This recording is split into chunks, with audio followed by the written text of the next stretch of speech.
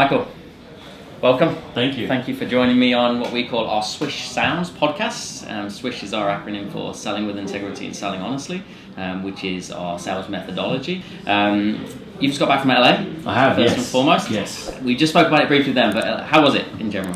Look, I love Los Angeles. The energy, the vibe.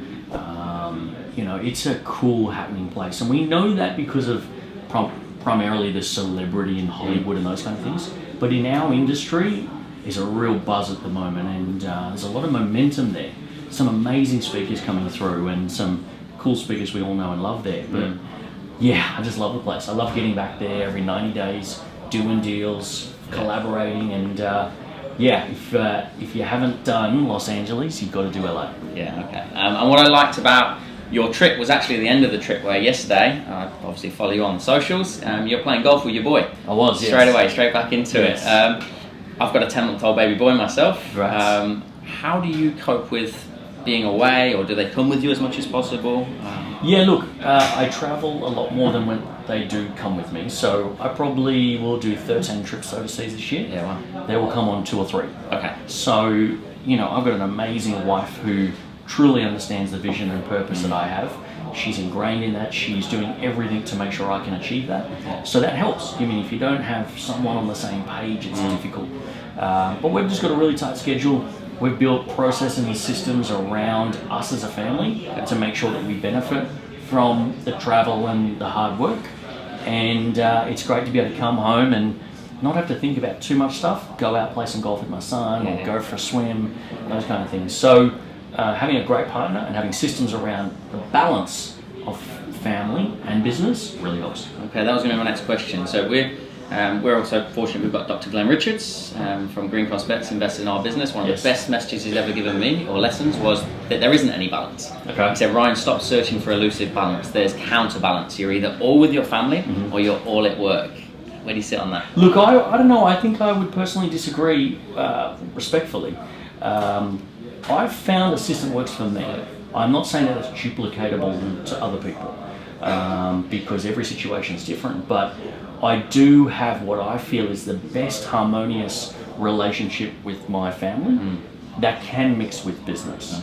So whether you call that true balance or not, I'm unsure, but it's fun to come home and be really present, and it's fun to leave and go and do business. Yeah, nice. For me, that's kind of the win-win for me. Yeah, and I can feel that this isn't work for you. You can sense it when you walk in here. There's a buzz. Yeah, look, we have fun. We enjoy the process. You can't do something for as long as I have at the level that we have, and it's got to remain fun.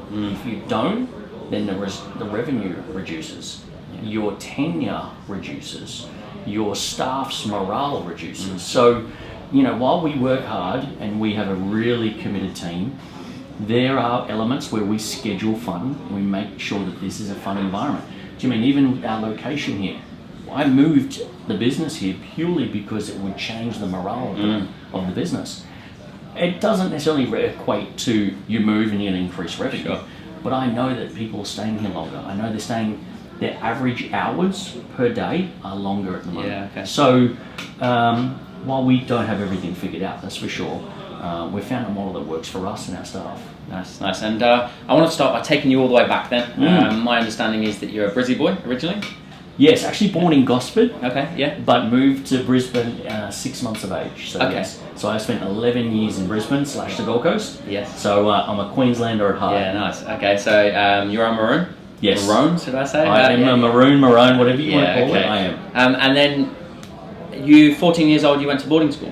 I did. As well. And then I was back in Sydney for that. Yeah, and there was a bit of a mindset shift because you were surrounded by different people for the first time that had a bit of money, or a bit more of an affluent background. And the journey started well before that. Okay. I do remember at the age of 7 or 8 asking my dad, how come they've got that car and we have that car? How come they're living there and we're living here? I mean, I tapped into that, or it come to me early.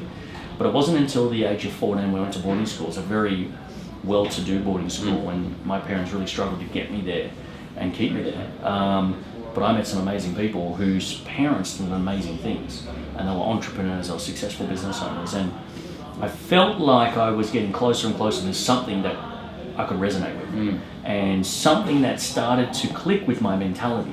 So, yeah, when you're all of a sudden, it's a school holiday and you're 15 and you're taking one of your dad's private jets somewhere, staying at another mate's dad's third holiday home, and getting a Rolls Royce to pick you up, that's a little bit different to the school that I went to before. So, it's funny how we attract these things into our life to either find a meaning or a purpose or create more questions. And that school, that time, in that environment definitely raised a lot of questions for me.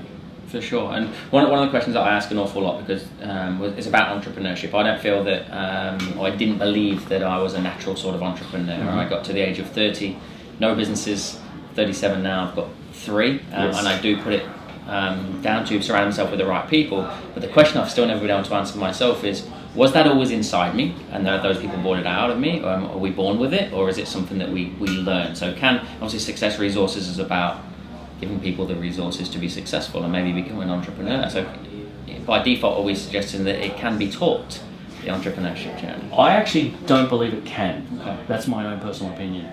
I believe you are born with it, or it's developed extremely early. Yeah. Okay. I can already see in my kids. My son is an entrepreneur already. I can already see it. My daughter is not. Yeah, wow. She's not even 2 yet, but I can already tell. That's amazing. Now we'll see how true I am and see if the thesis unfolds that way. But I believe there's something inside of you that you want to solve problems. I also believe that entrepreneurs are, we were talking about the spectrum. Yes. I think they're on the spectrum. Yeah. And they're built a little bit differently. Not necessarily better. If anything, not as normal as most people. So, for me, there's a level of ADD that I've got. There's a level of, I need to figure something out. I need to solve things. I need things in my hands. I'm on this spectrum, and I put that down to that I'm this entrepreneur who wants to try and solve problems and create problems and then solve them again, right? So, in my mind, with my philosophy over 20 years of business, with many business partners, with many staff, I feel that you're born with it. And it's not saying that there's anything wrong if you weren't born like that, or you're a late bloomer. I just think you're not as far on the spectrum as some of other people, right? So, and that can be an entrepreneurial spectrum. It's not saying that you're mentally, not as fit as anyone else. But for me, in my studies, and this really has been a study since I was 8, I believe you are born with it, and it comes out and it comes through you. And so, are you chasing Sienna? Yeah. Are you looking out for those little problem-solving traits in them that early then? 100%. Yeah. Wow. And even their little psychologies and the way they think. And my son all he thinks about is, how can I make money? Dad, if I go scoop that pool and get all the leaves off it, how much will you give me? Yeah, wow. Because if I do it and you don't have to do it, it's going to save you some time. Yeah, nice. I'm like, dude, you do that, I'll give you $3. Yeah. $3? This is worth more than $3. I'm like, okay, I'm seeing that, right? And I can see. I've seen that since a very early age. Amazing.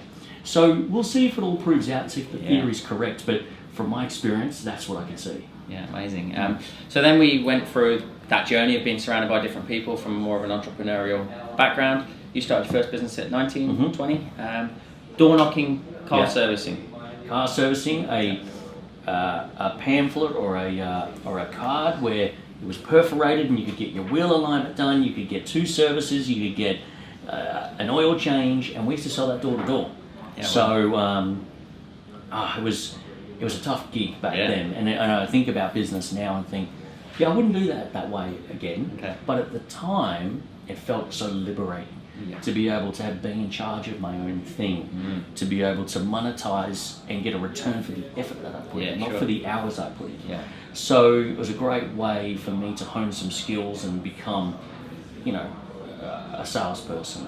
And it was a challenge, but it was so exciting. I loved every minute of it. Yeah, I love that you just said there for you to become a salesperson. So our biggest challenge as sales trainers is getting people to acknowledge or appreciate that we're all in sales. Yes. We're sales trainers, communication coaches, whichever way you want to phrase it. Yeah. What is your explanation of sales? What's your terminology? Look, it's a transference of influence and persuasion and transference of energy. Yes. And there has to be fair exchange. Do you mean? So I figured out early, if I could persuade and influence somebody ethically, then I could make a lot of money over my career. Yeah. And that's what I teach a lot of these guys here, is it's the system, and I've put together it's not a sales script, it's a sales process. Yes. And I still use it today to close some of my partners and people around the world. If you follow that process, it'll pay you millions of dollars per year, right? And I don't care if you put Tony Robbins in there, Jay Shetty, Donald Trump, whoever you want to put in there, if you follow the process, it'll work and it'll pay you very handsomely. So I love the sales game. Even when I come into our beautiful country and it says, what occupation are you in? It's still sales. Yeah, I love it. It hasn't changed. Yeah, I love it. And do you see that from stage? Are you seeing the best speakers that you engage? Are they the best salespeople? No.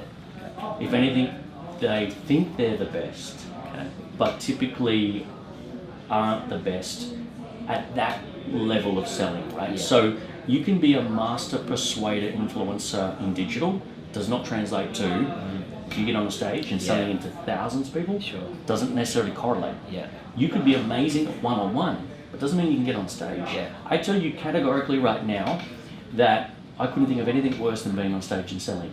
Really? It's just, if I had to do it, I truly believe I could. Yeah. But I just wouldn't be passionate about it. Yeah. So if you're not passionate about it, can you really succeed at it? Yeah. So sales is a funny game, and a lot of people believe they've mastered the sales game, but there's so much more you could learn out there. And it's growing. Jimmy, I use tools now that there's no way I would have used it 20 years ago. My phone is a sales tool. Yeah, absolutely. I love doing a digital video recording follow-up process.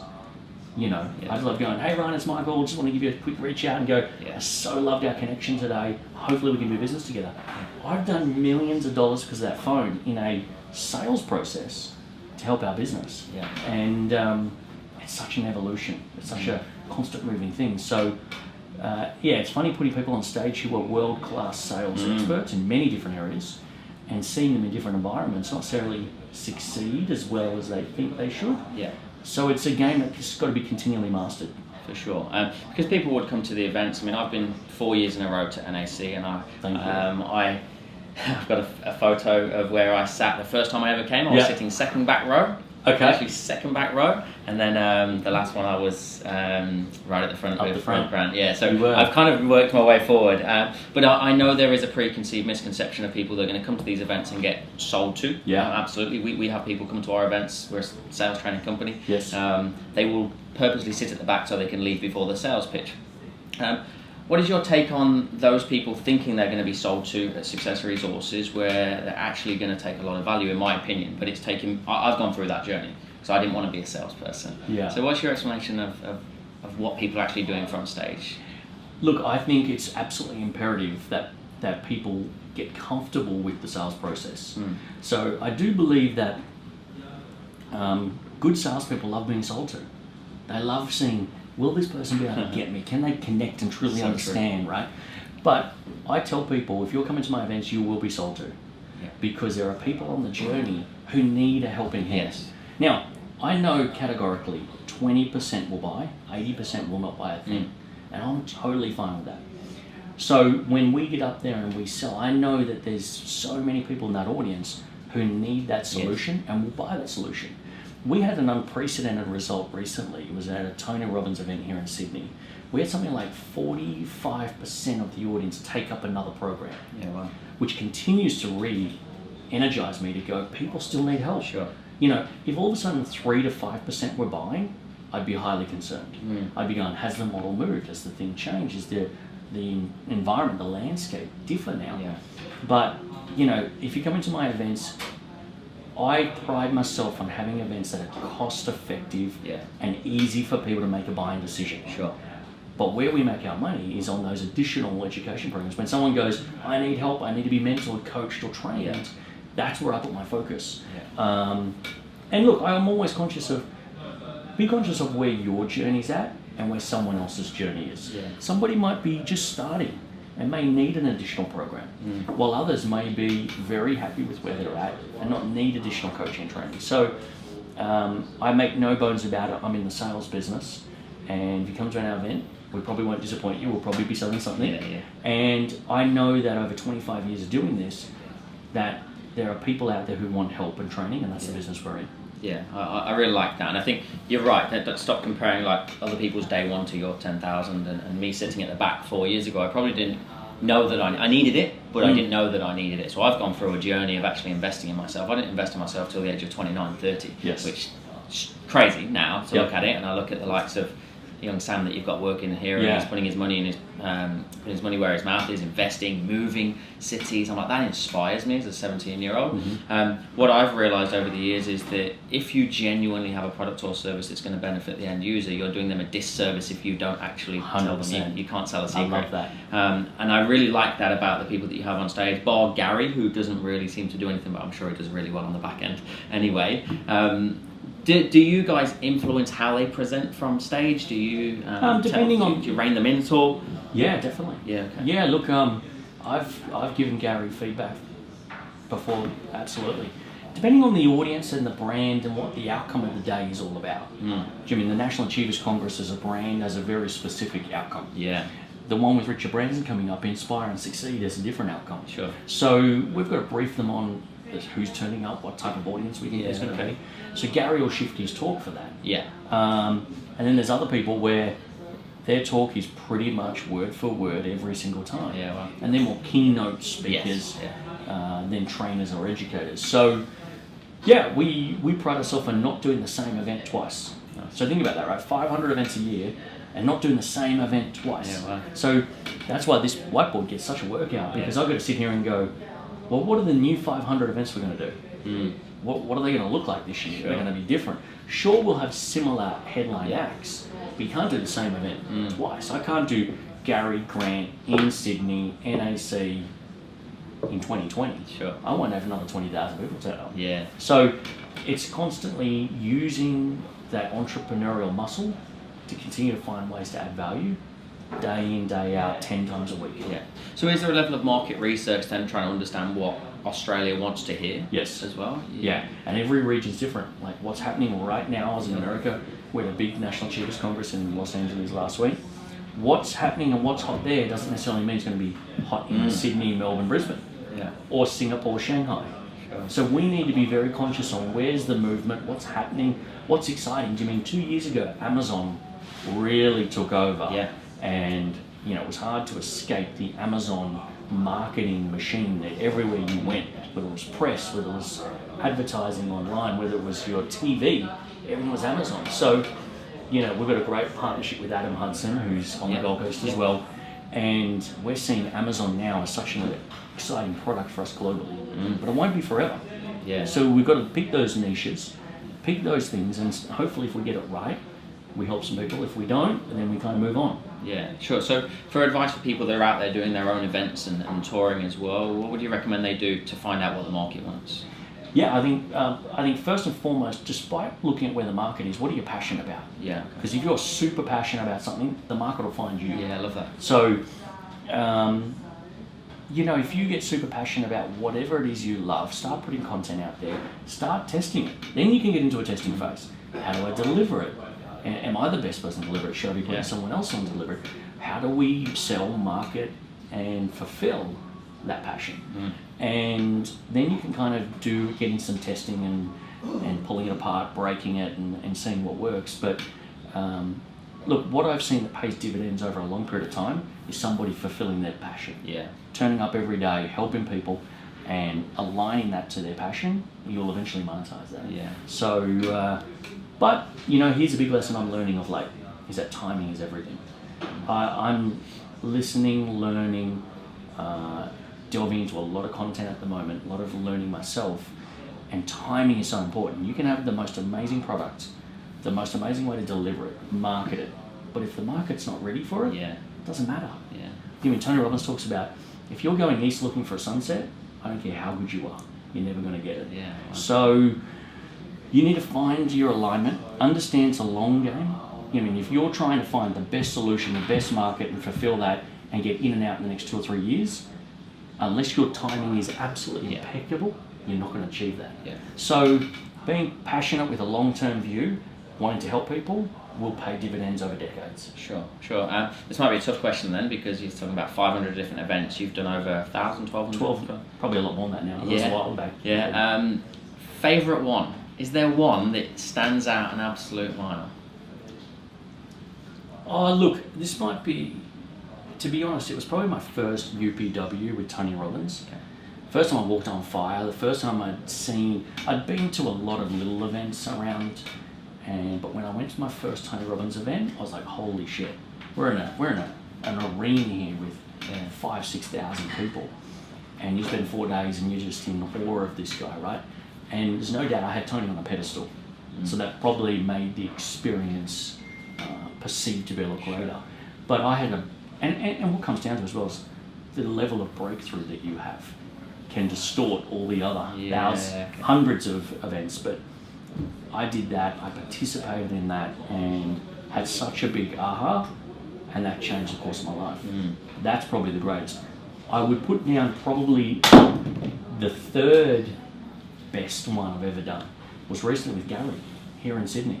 We did a private 2-day mastermind with Gary. And I sat at the back.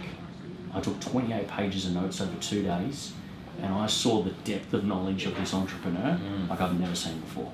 So did 30 other people in that room. So, I've done a lot of events. There's definitely a couple that come to mind. Sure. And you spoke just a while back about you're constantly learning, you're constantly evolving. Who are you studying at the moment? Who's your mentors, if you will? Look, there's plenty. There's some that I'm going deep on because I've got a partnership with them. I mean, I follow a lot of Grant and what he does, a lot of Gary, what he does, Tony. Jay Shetty's another one who I just love his work. I resonate with it so much. And we've got a relationship, and every time I see something that grabs me from Jay, it just solidifies my decision to try and get his message out to the world as much as we can. But then there's various people in different niches. There's Tony Robbins' podcast at the moment when he interviews people on his business mastery program. Is very exciting for me at the moment because they're proven business owners, maybe the founders of Airbnb, maybe the founders of certain things. Skype was one recently I was blown away with. So for me, you kind of look for mentors who are going to help you in this next phase of your life. Right? There's some people who really helped me in my early days, and that was great. That's what I needed, but I probably wouldn't follow much of what they do now. Because I feel like I've evolved a bit and need the next level of guidance. So there's not one person who I religiously go, that's it, that's all I'm listening to. But for me right now, Jay Shetty and anyone who's built $1 billion plus business who's wanting to share their story, I've probably heard it on the podcast. Amazing. Brian Tracy was one of the first influences on you? Probably the first. Wow. So huge influence on me. Biggest lessons from him? Just the art of selling, the art of persuasion. Most iconic salesperson that I could think of over the last 20, 30 years. There's some Tom Hopkins and some other people, but there's a guy who just dedicated his life to sales. He's an interesting character to have some dinner and time out of the business as well. So, good guy and still doing some stuff. Kerwin Ray just had him a part of his mastermind in Hawaii recently. Did he? Wow. And he was telling me a story. He actually had to wheel him in on a wheelchair, but he's still out there. He's still suited up, and still going hard. So, shout out to Brian because it's his passion. It's his passion. He's not done it to make money. That's been a natural byproduct. Absolutely. You mentioned dinner. I was going to ask this as a bit of a left field question, but it's quite pertinent of where you just said it. You can go for dinner with 3 people that you've either been coached by, you've seen on stage, or just 3 people in general. Who would you choose? Jay-Z's definitely one. Okay. Has to be. I didn't see that coming. I'm a huge Jay-Z fan. Not just for his music, but for everything else he does. One would be Elon Musk. And probably Richard Branson. I mean, I've spent some time with Richard, but never over dinner, never at a point where it's like, let's break bread and Yeah. share something. It's usually backstage or Sure. getting out of a car somewhere and those kind of things. So, yeah, Elon Musk, Jay-Z, and Richard Branson. Yeah, nice. I believe from the vibe I get from you is that you're doing this truly because you want to impact people. You want to make a difference in their lives. Is there another driver behind it? I know it's not money. I can sense that. Is there something apart from? Are we trying to prove something? Or Yeah, I've definitely got an ego, and as much as I love to say I don't, I've learned how to temper it and harness it. But I'd love to create the largest and most impactful education company on the planet. I really would. Not for the money, not for the fame. Jimmy, we were talking before the cameras roll. I have no interest in being able to walk down the street and have 20 people come and take my photo. I can't think of anything worse. Yeah. But I'd love to be somebody who made a real, genuine impact to billions of people. That's what's driving me at the moment. That's what's growing.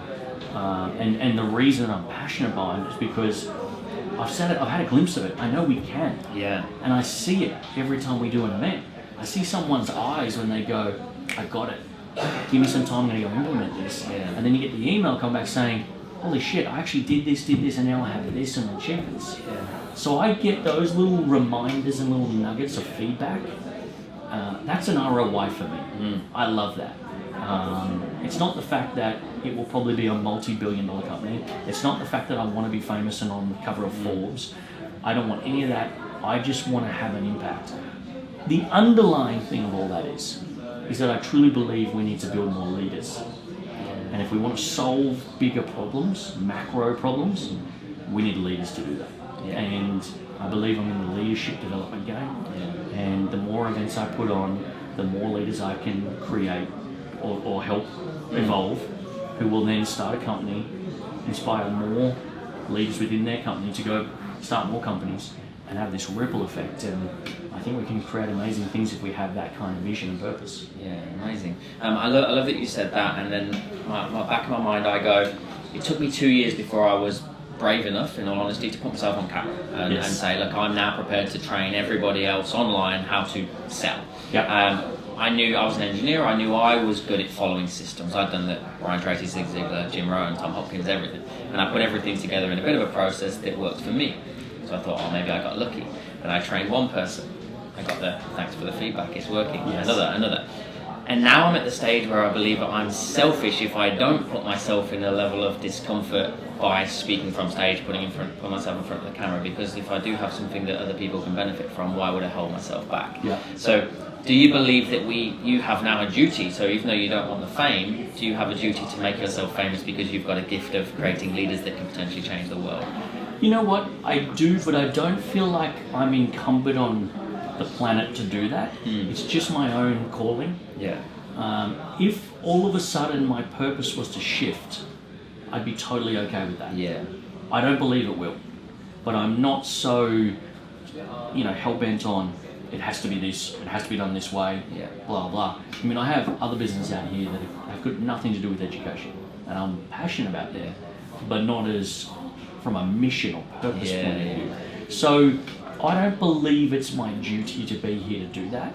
I just love it, and I'm just constantly trying to figure out ways that I can do it better and differently and scale it as much as I can. So yeah, it's not like this is my duty and nothing else I can stop. I know there are plenty of people built that way.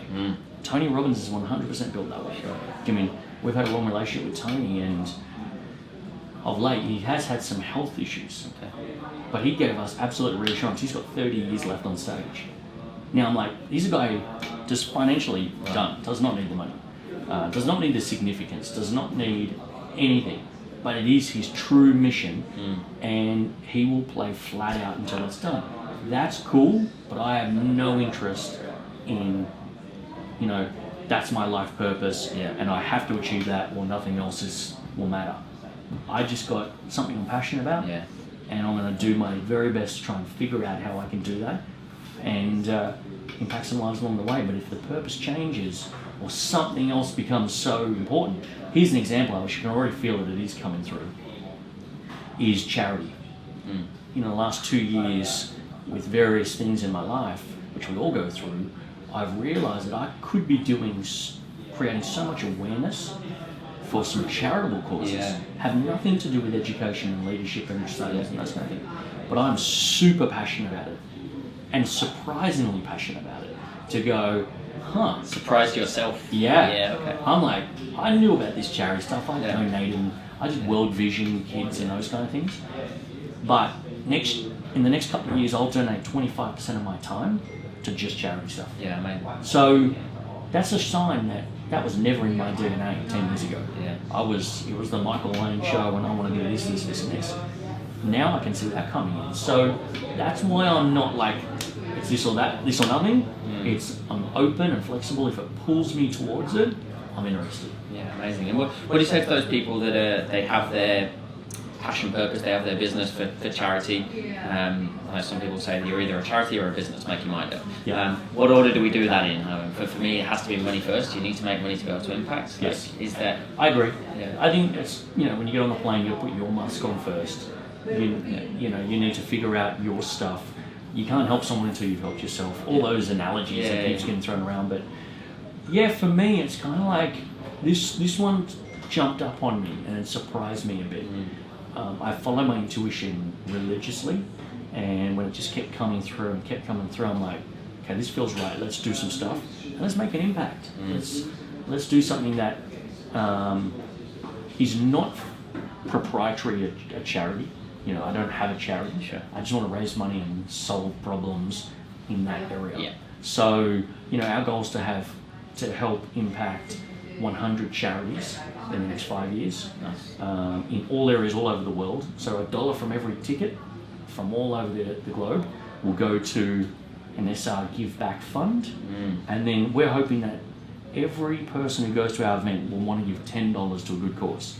A cause that they know 100% of that $10 is going to impact the community. Amazing. There's no clipping the ticket, there's no nothing. Everything to get that business and that model off the ground has been self-funded. So 100% is going to go there. So, if I can help 100 charities and $5 million a year, that's something that is exciting to me. Nice. I love how clear that was. That was definitive. I love the numbers. My engineering brain goes perfect. So I'm assuming goal setting, visualization, action planning is something that you strict on. Strict. So for upcoming business people or aspiring entrepreneurs, what advice would you give around goal setting and the importance of it? Yeah, look, you absolutely need to be, you're obviously goal orientated. Otherwise, you wouldn't be listening to this stuff. But there's a big difference between writing a goal, working towards a goal, and doing whatever it takes to achieve that goal. Because a lot of people have goals. Oh yeah, I've got my goal, and 1st of January I sit down and I do my goals, and I'm like, if you're working on your goals on 1st of January, you don't understand the game, I don't think. But yeah, do you mean when I was younger, I was so diligent on my goals. Like, I'd write them out every single morning and every single night. I don't do it as much of that anymore. Okay. And my process has evolved a bit. But I used to get so upset with even just SMART goals. And I developed my own process. And at some point, you've got to figure out a process that works for you. But there's a real good way to write a goal and a way that's not beneficial to write a goal. So at some point, I'm going to probably put out on how I think people should write their goals and follow that. But I have a very clear set structure of what I want to achieve in the next 90 days, 180 days, and 10 years. And the 10 years I never get to that. I'll never achieve that because it constantly keeps moving. It just constantly keeps moving. But the 90 days and the 180, I have to achieve. I have to figure it out. I have to reverse engineer back to today. And what do I need to do today to get me to my 90 and my 180? So even just the way you write your goals are imperative.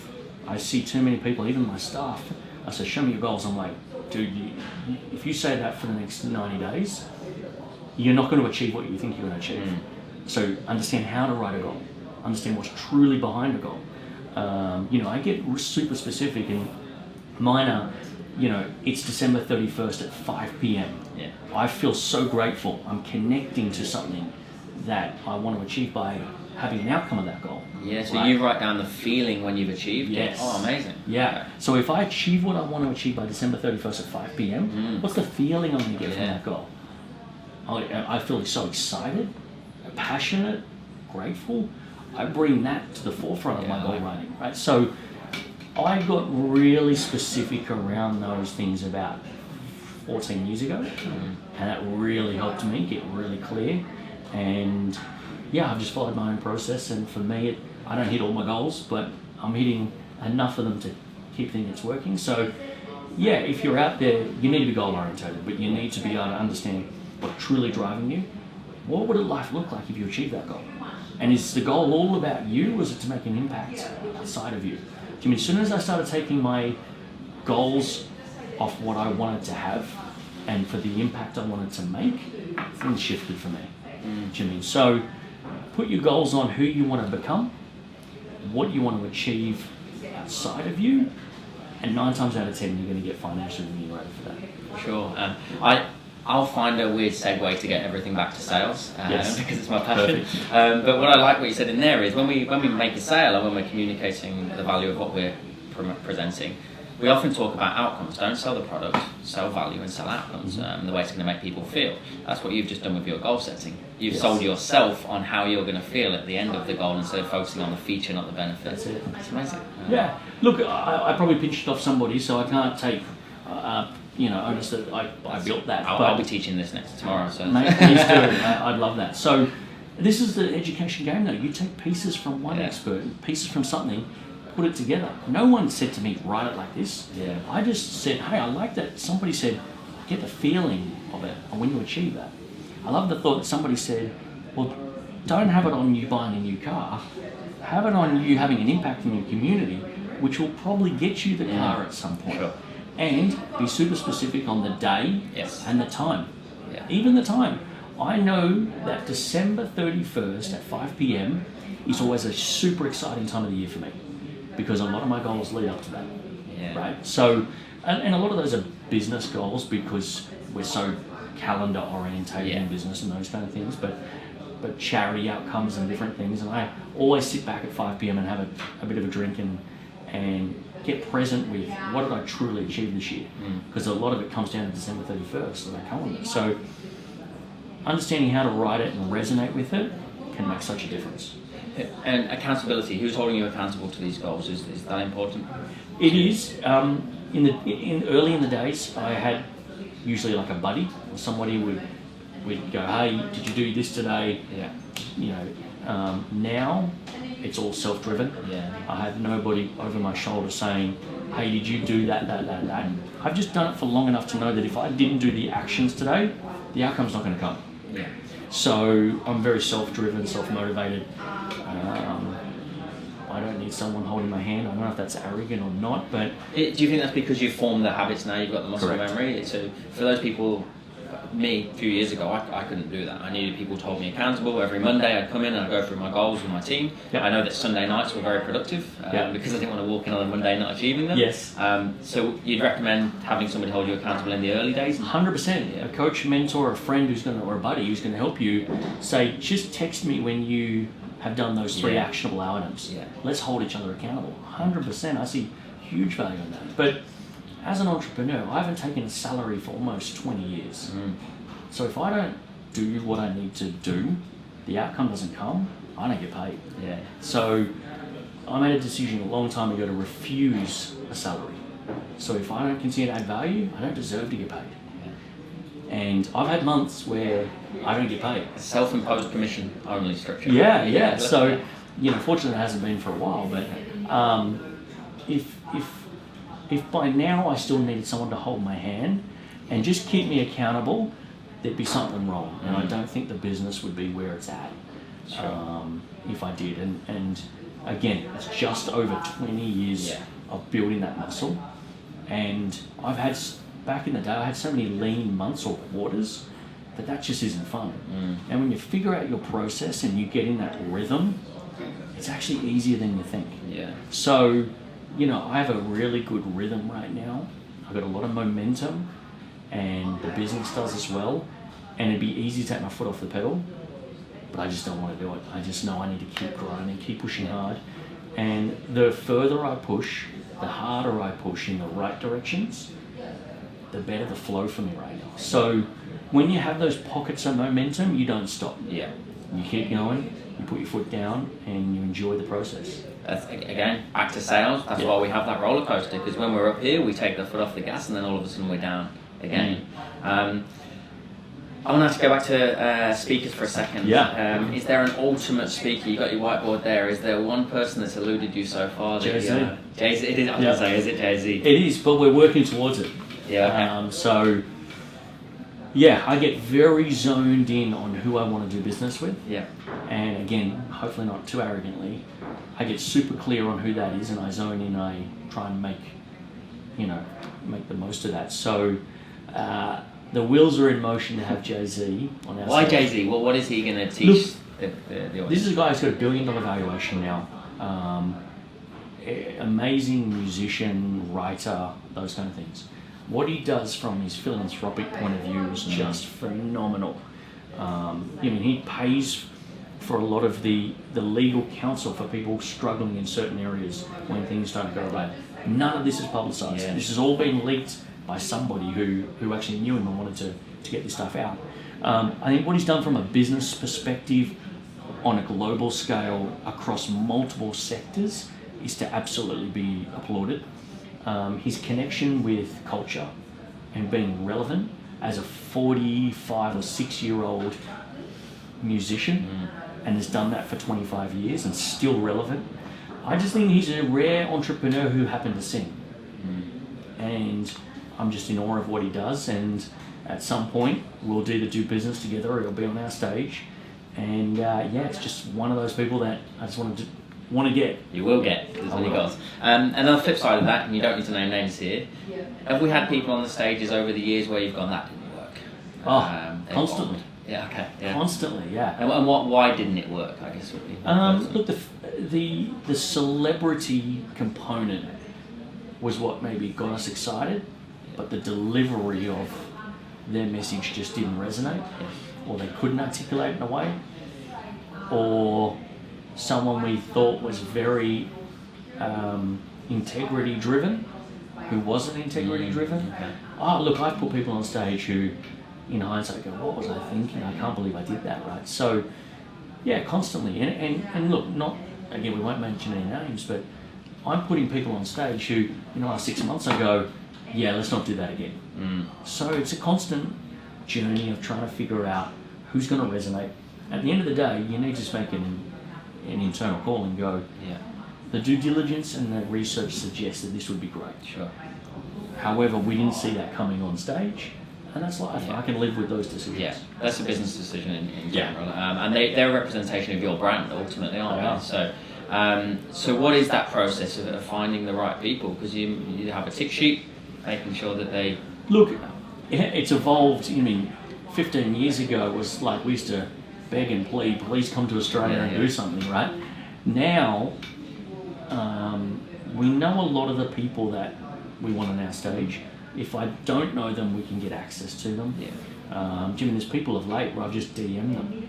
And they're like, I've heard of you guys, let's connect. So it's easier now that we've built a brand and we've built a business that crosses over the Australian borders into global, but it doesn't mean it's easy. There's people right now who I'd still love to get on our stage, and I just can't access them.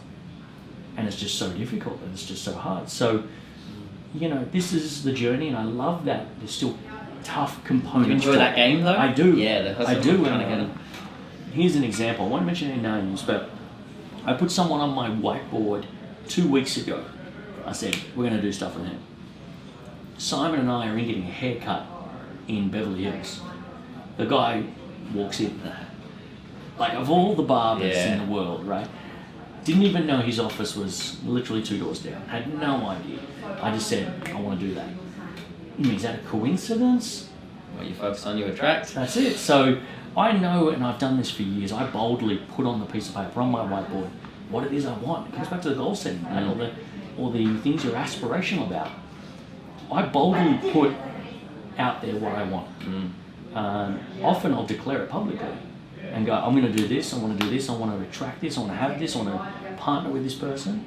And over time, I've just seen, because I continue to move forward congruently, I don't cut corners, these kind of people just continue to pop up, and things kind of happen and flow. So yeah, it's a process. It's more of who you become than what you necessarily do. Yeah.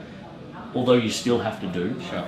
But I love the hustle of still trying to get people at the top of my list and get to them. I love the fact, firstly, you've got a list. We get this all the time. How do I communicate? How do I get hold of you, for instance? Why am I sitting in your office right now? Just from actually picking my phone up and sending somebody a message.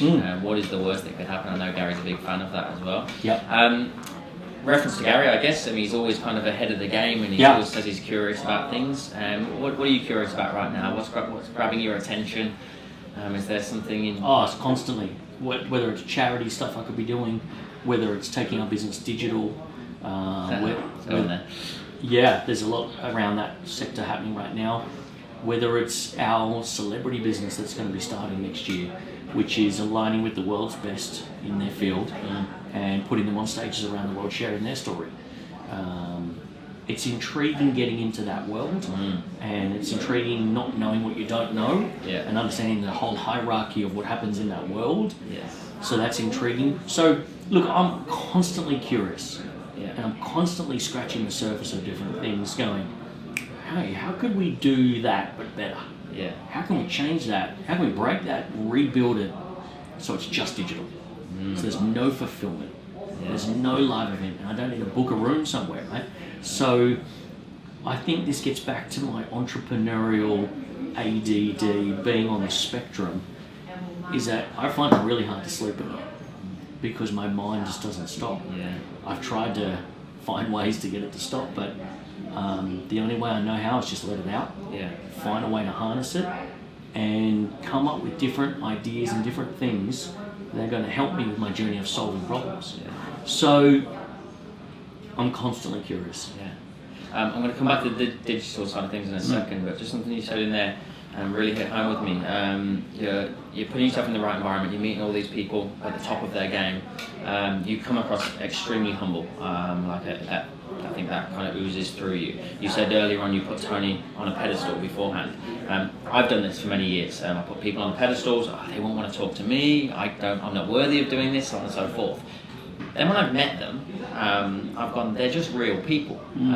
Does that happen does that happen on a celebrity level? Are you going, well, if they're just normal people and they've achieved X, Y, Z, does that then give you an intrinsic motivation to go, I can actually do this? Because I'm normal. 100%. I remember the first couple of times I met any celebrity who we put on our stage. I'll call it just Richard Branson. Do you mean 2009? I think was the first time we put Richard Branson on. I was out the back. I had to go for a walk. I didn't even want to introduce myself to him. And when it really comes down to it, we've all got the same kind of innate challenges, either whether it's we're not good enough or we're too good in some cases. They're just normal people. They've just been put on a pedestal from a global perspective for what it is they've achieved. So down to earth, everyday people is what 90% of them are. There's still 10% that truly believe the headlines and they're built that way, and that's cool, that's who they are. But the more and more I meet certain people, the more I'm surprised at how balanced, how normal, and how maybe the misperception of the media, gets them. So, and I'm not talking to massive global successes. There's a couple where we come across, but they're just normal people who are trying to do their thing. Here's my philosophy on it. If I'm in their presence, they're probably a good dude or a lovely lady. And I don't mean that because I'm someone special. It's just we resonated enough to go, you know what, we're in the same space. If you've given your time to be on our stage, you're probably a good person who wants to give back. Sure. There's many people I've gone for and they're going, dude, I'm never going to do that. I don't want to do that. That you've asked. Yeah, wow. And they don't want to be on our stage. Now, that's totally cool too. So if you have this philosophy of I want to come on and share my story and give back, we've probably got similar values. Probably similar, traits. at the end of the day, we're all coming from this core of, what's guiding us, who we are, our belief systems, and most of them are just normal people.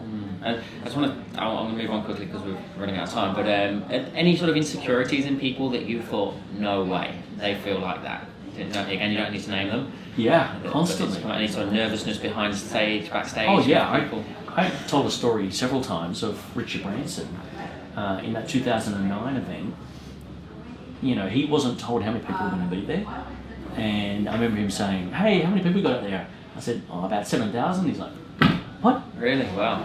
And in actual fact, he had to, within moments of that, he looked outside, looked physically ill from looking at all the people, and actually said, "I'm going to need a drink."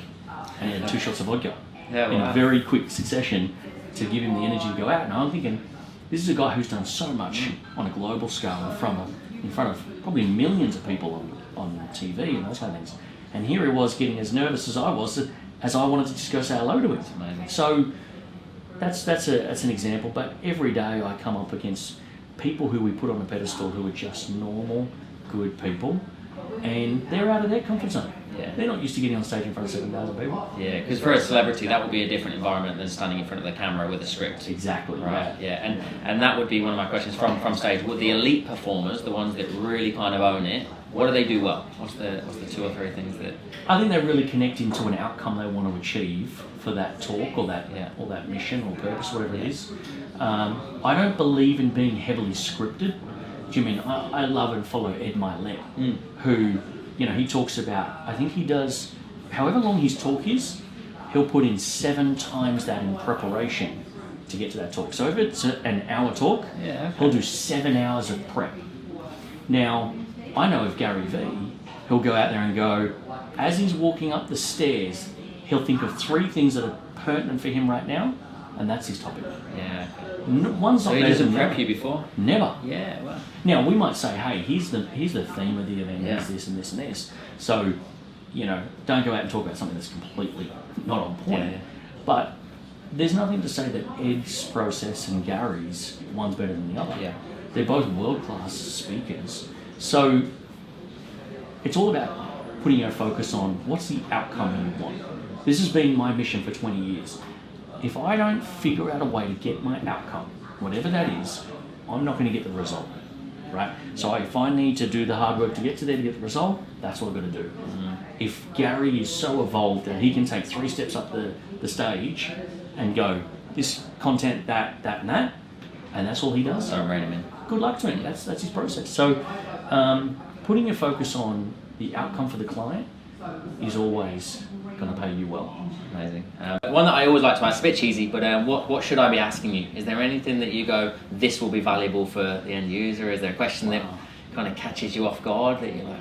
Oh, constantly.